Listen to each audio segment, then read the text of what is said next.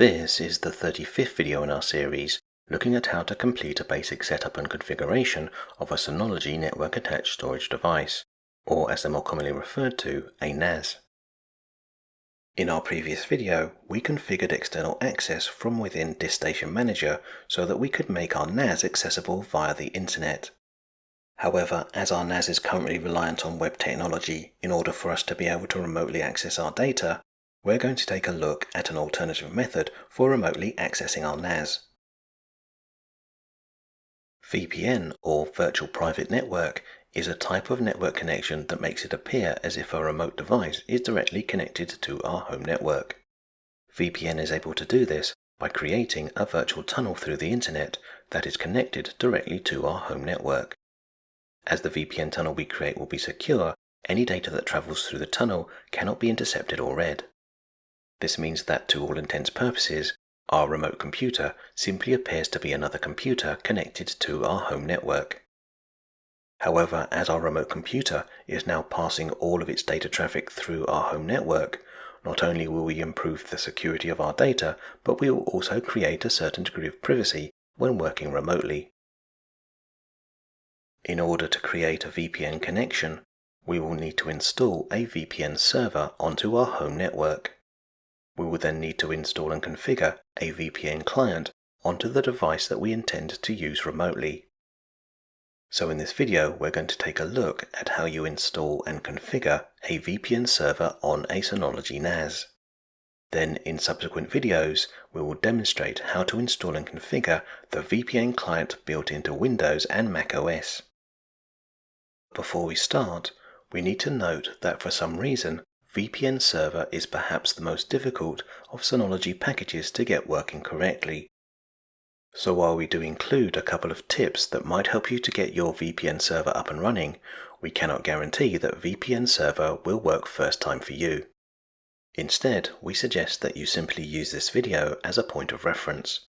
That way you will have a baseline from which you can make adjustments to your NAS as you try and get your VPN server to work. In order to install and configure VPN Server, we first need to log into DiskStation Manager using our administrator's credentials. Now from the DSM's desktop, we need to select Package Center. When Package Center opens, we're shown a screen that displays all of the packages that can be installed onto our model of Synology NAS. In order to find the VPN server, we can either scroll through the list of packages or find the VPN server package by using the search bar. Let's select Install and take a look at the process for installing this package onto our NAS. First, we need to select which volume we wish to install VPN Server onto. As our NAS has been configured with two volumes, one for the DSM operating system and one for our data, we will select Volume 1, which is where we have the operating system and our application stored. The option Always install new packages on this volume in the future we will leave unticked, as leaving this setting unticked will give us greater flexibility as to where future packages can be installed. When we select Next, we're asked to confirm our settings. You can see that the VPN application will automatically start running after it's been installed, so let's select Apply. The VPN server package will now download and install onto our NAS. As we enabled the firewall on our NAS in a previous video, we're now prompted to adjust our firewall rules. However, as we will be looking at our firewall later in this video, for now we will simply accept the suggested changes. With VPN Server now installed and running, let's close Package Center and take a look at the settings that we need to change within VPN Server. Once again, from the DSM desktop, if we select Main Menu, you can see that a VPN Server icon has been added to our main menu. When we select VPN Server, the VPN Server window will open. As you can see, the VPN Server window is divided into two parts. As we are currently looking at Overview, in the main panel, we can see the status of the 3 VPN protocols that VPN Server supports. As we have not yet configured any of these protocols, each of the three VPN protocols are currently disabled. PPTP, or Point-to-Point Tunneling Protocol, is a VPN protocol developed by Microsoft, so in the past it was a very popular option. However, today, as PPTP is no longer considered to be secure, we will not be using this protocol. OpenVPN is an open-source VPN protocol which is considered to be very secure, so would be a good choice to enable on our VPN server. However, as OpenVPN will require that we install and then configure a third-party OpenVPN client, we've decided that for now we will not be using OpenVPN. So we're left with L2TP, or Layer 2 Tunneling Protocol. L2TP is a protocol that's more secure than PPTP, but less efficient and slower than OpenVPN. However, unlike OpenVPN, we can use the VPN clients built into most modern operating systems to quickly get a remote device connected to our home network. It is for these reasons that for now we will only be configuring L2TP onto our VPN server. But this is not to say that at some point in the future, when we're confident that our VPN server is working correctly, that we don't also enable OpenVPN. To the right of the main panel, we have a sidebar. So let's take a quick look at the options available in VPN Server. After Overview, we have Connection List, which will display the users currently connected to the network via VPN. Information in this panel will also include the IP addresses being used and how long each user has been connected for. You can see at the top of the panel we have two buttons, Disconnect and Refresh. The Disconnect button, as the name suggests, can be used to disconnect a user from our VPN server, while the Refresh button will simply update the list of who is connected to the VPN server. Log provides us with additional information about each VPN connection and can be very useful when troubleshooting issues with VPN. General Settings consists of a number of basic options regarding the VPN server application. Network Interface allows us to control how VPN traffic is channeled to our NAS.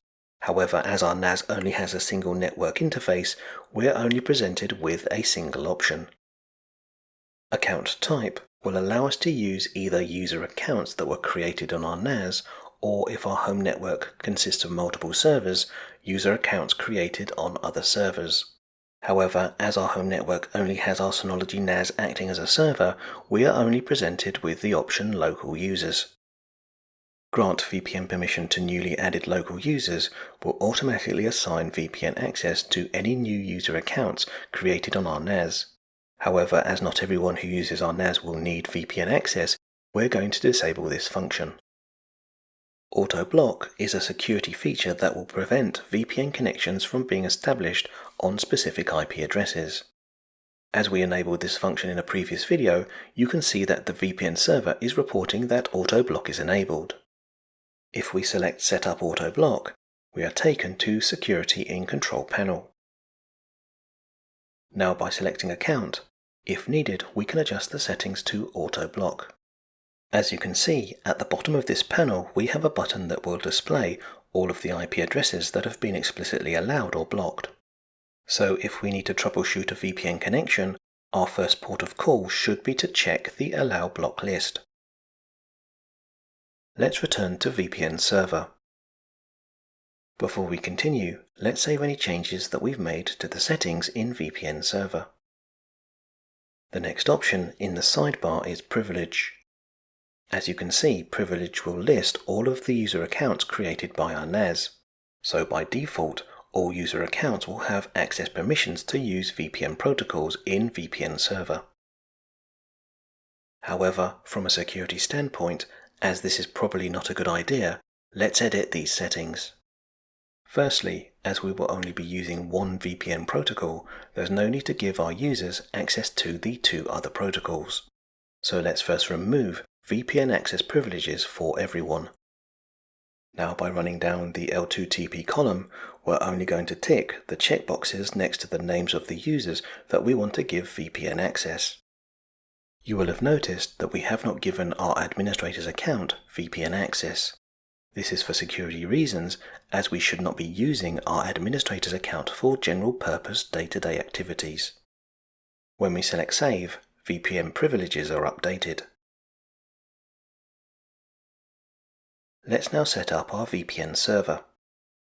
You can see that each of the VPN protocols in VPN Server have a list of settings that are similar to each other. So in theory, once you've configured one protocol, configuring the other protocols should not be too difficult. However, as we will only be using L2TP IPSec protocol, let's take a closer look at these settings. In the first instance, we need to enable L2TP IPSec on our VPN server. This in turn will allow us to adjust the configuration settings to the L2TP protocol. The first setting that we're presented with is Dynamic IP Address. This setting is used to automatically assign IP addresses to devices that connect to our home network via the VPN server. However, you may have noticed that the IP range being displayed here is different to the IP range being used by our home network.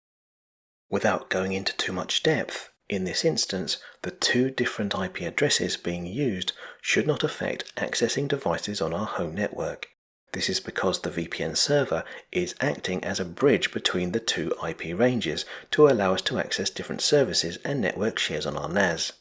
So for now, we will leave Dynamic IP Address using these default settings. Maximum Connection Number limits the number of concurrent VPN connections that can be made. While the default has been set to 5, this number can be increased. However, it's worth noting that if we set a higher number of connections, it could affect the performance of our NAS and broadband connection. This is especially in light of the fact that the L2TP protocol is not as efficient as OpenVPN. The setting, Maximum Number of Connections with the Same Account, as the name suggests, will allow us to limit how many VPN connections a single user account can make. While the default has been set to 3, we feel that this should be set to 1.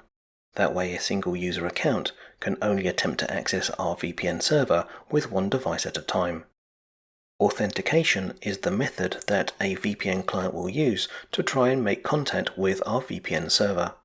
MS-CHAP v2 or Microsoft Challenge Handshake Authentication Protocol is the default option, and because this protocol was created by Microsoft, is widely used, so should be fully compatible with the VPN client software built into both Windows and Mac OS.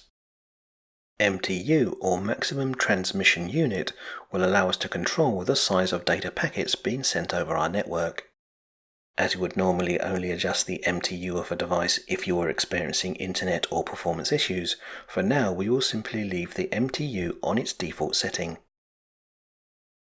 Use Manual DNS will allow us to set a specific DNS server that all VPN connections will use. However, if we leave this setting disabled, VPN Server will simply use the DNS server that our NAS has been configured to use. Finally, we have IKE authentication, which stands for Internet Key Exchange and acts as a form of dual authentication. The idea of IKE is to use a secondary password that will act as a key to allow a VPN client to talk to our VPN server. If the IKE password is accepted, the VPN client will then have to present a second set of login credentials, for example a username and password, in order to connect to our VPN server. Let's create a pre-share key. Ideally, the pre-share key needs to be between at least 8 and 10 characters in length and should include numbers along with both upper and lowercase characters. As the pre-share key is essential to the security of our home network, if you ever suspect that your pre-share key might have been compromised, you should immediately change the key. With the L2TP IPSec protocol now configured on our VPN server, let's select Apply. We're now asked to check that our firewall and port forwarding settings have been configured to open the UDP ports 500, 1701 and 4500. So let's select OK and take a look at these settings on our NAS. If from the DSM desktop, we select Control Panel. From within Control Panel, we need to locate the heading Connectivity. Under Connectivity, we will first need to locate and select Security. If you remember back to a previous video, we enabled and configured a firewall to protect our NAS. So we now need to check the rules of our firewall to ensure that our VPN server is able to receive VPN traffic. As a new set of rules were automatically created when we installed the VPN server package onto our NAS, we now need to review the new rules. First, we need to ensure that the VPN server rules are above the Deny All rule. Now with the VPN server rules highlighted, if we select Edit, we can see which ports this rule has opened. Under Ports, we have an option called Select from a list of built-in applications. If we choose Select and then scroll through the list of built-in applications, we should find the ports being used by VPN Server. As you can see, currently we have rules that open the ports to all of the VPN protocols that VPN Server can use. However, as we only need the ports opened for the L2TP protocol, we will remove the ticks for ports 1723 and 1194.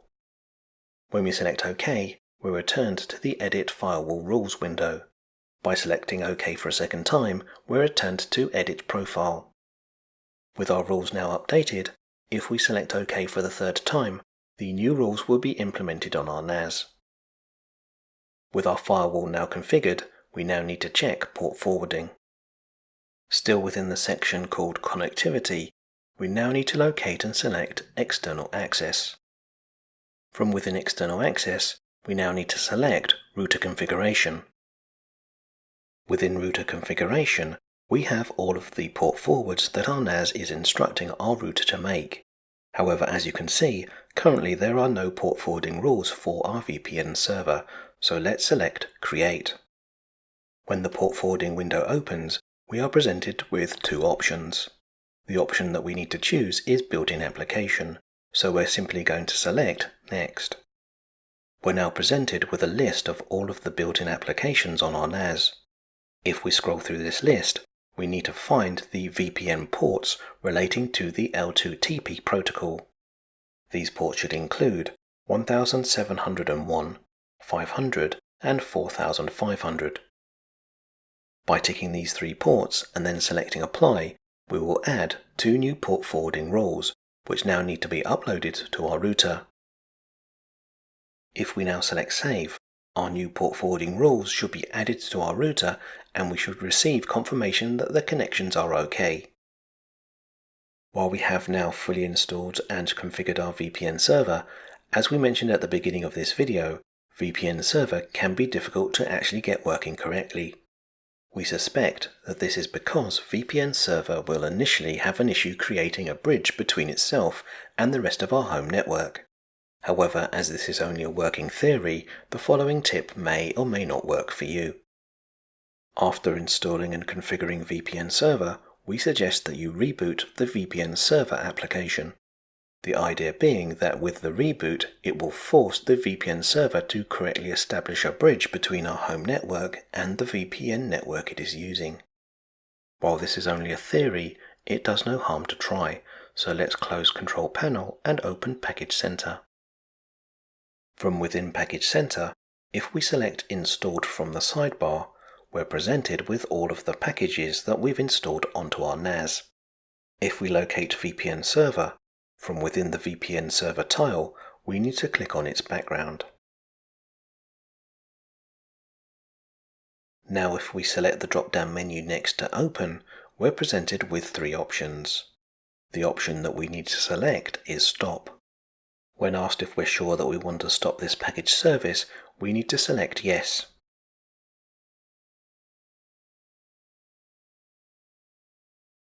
With our VPN service now stopped, we simply need to select Run to once again start the service. We're now asked to confirm that we want to open the ports for PPTP and Open VPN services. However, as these are both services that we will not be using, we will remove the tick from both of these options. When we select OK, our VPN server will once again be running. So to recap, In this video, we looked at the installation and configuration of VPN Server on a Synology NAS. We did this by installing VPN Server and then running through the configuration of L2TP IPSec. With VPN Server configured, we then checked the firewall rules on our NAS and the port forwarding rules on our router. Finally, we rebooted the VPN Server to ensure that our configuration settings had been fully applied to our NAS. In the next video in this series, we're going to take a look at how we remotely connect to our NAS when we configure the VPN client built into macOS.